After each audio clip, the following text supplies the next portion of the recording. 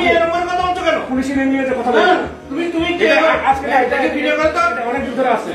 আপনি কি অ্যাডমিনিস্ট্রেশন চালান? That is not the matter. That is the matter. Must talk কিসের টপিক?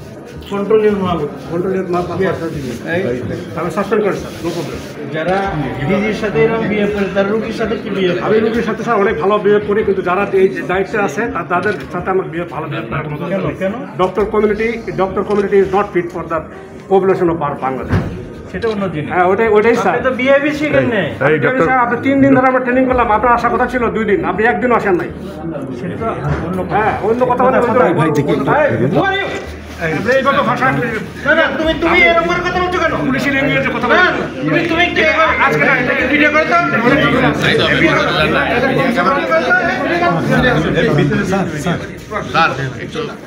আপনি কি অ্যাডমিনিস্ট্রেশন চালান? স্যার কখনোই আমাদের সাথে এরকম করবে চিন্তা করিনি স্যার। ওনাদের সাথে সবসময় লোভ হয়েছে কথা বলে স্যার, আমি কেন বুঝতে পারতেছি না।